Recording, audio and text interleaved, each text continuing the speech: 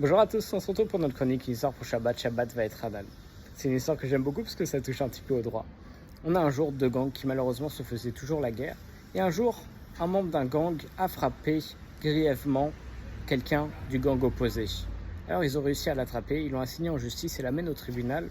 Et au tribunal, l'avocat de celui qui s'est fait malheureusement tabasser dit au juge, regardez, on a deux témoins que c'est bien lui qui l'a tapé, on a des preuves solides, il faut le condamner. Alors le juge se retourne vers l'avocat de l'accusé en lui disant, qu'est-ce que vous avez à dire pour votre défense?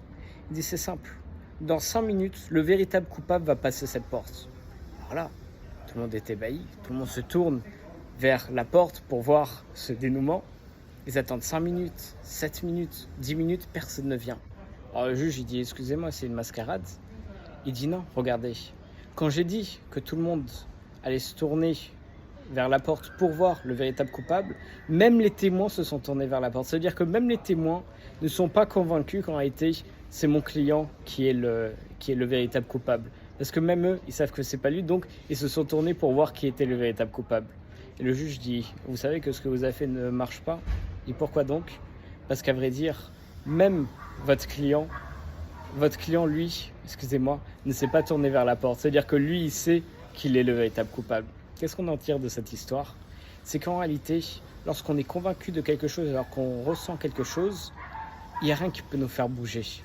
Et au contraire, lorsque on doute de quelque chose, alors tout de suite, on peut aller voir ailleurs, comme les faux témoins.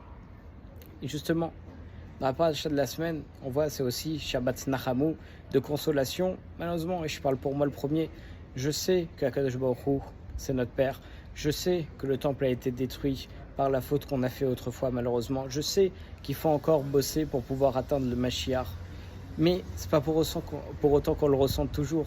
Donc au contraire, pour vraiment agir, pour que chaque chose qu'on fasse, c'est en adéquation avec ce qu'on pense, il faut véritablement ressentir tout ce qu'Akadosh Baruch Hu nous dit, le fait que ce soit notre Père, le fait qu'on doive encore s'améliorer, mais le fait que tout est toujours aussi pour le bien. Shabbat Shalom à tous.